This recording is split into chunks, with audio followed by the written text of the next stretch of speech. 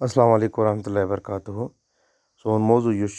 چھُ نِشاط باغ اَتھ پٮ۪ٹھ چھِ أسۍ لیکھُن مضموٗن یہِ چھُ ساروِیَن کلاسن ہٕنٛدۍ خٲطرٕ خاص کر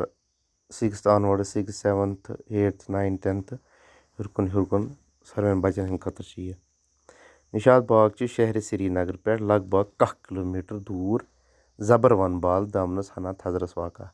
زبروَن یُس چھُ یہِ چھُ بالس أکِس ناو یہِ باغ چھُ 1634 عیسوی منٛز جہانگیٖر سٕنٛز آشنہِ نوٗر جہان ہٕنٛدۍ بٲے آصف خانن بنومُت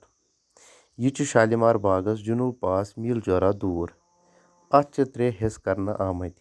یِمن 3 حِصن منٛز چھِ قٕسم وار پوش تہٕ میوٕ کُلۍ بیتر لاگنہٕ آمٕتۍ بیتر گوٚو وغیرہ نِشاط باغ چھِ 595 گز زیوٗٹھ تہٕ 369 گز کھُل أنٛدۍ أنٛدۍ چھُس پۄختہٕ دیوار یُس برٛونٛہمہِ پاس 13 فُٹ تھوٚد چھُ اتھ چھِ واریاہن پوشہِ چمنن ہٕنٛز بٲگرٲنی کرنہٕ آمٕژ یعنی الگ الگ کرنہٕ چھِ آمٕتۍ اتھ منٛز چھِ اکھ کۄلہٕ ہن کڑنہٕ آمٕژ یُس 13 فُٹ کھٔج تہٕ 8 آنچہِ سٲنۍ چھِ اتھ سۭتۍ سۭتۍ وتھ چھِ 12 فُٹ کھٔج اگر تُہۍ گٔمٕتۍ ٲسِو تۄہہِ آسِوٕ وٕچھمُت سورُے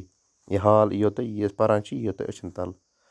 نِشاط باغس منٛز چھِ کینٛہہ قداوار بوٗنۍ تہٕ یِہنٛدۍ شُہُل رٮ۪تہٕ کالس منٛز شہلوان چھِ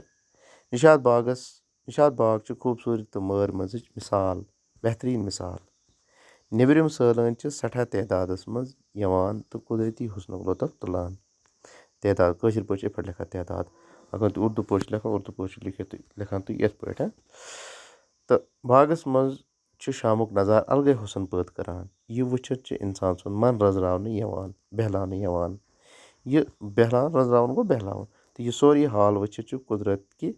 حُسنُک شدیٖد احساس سپدان یہِ چھُ لیکھُن نوٹ یہِ مضموٗن یہِ چھُ لیکھُن پننہِ کاپہِ پٮ۪ٹھ صاف صاف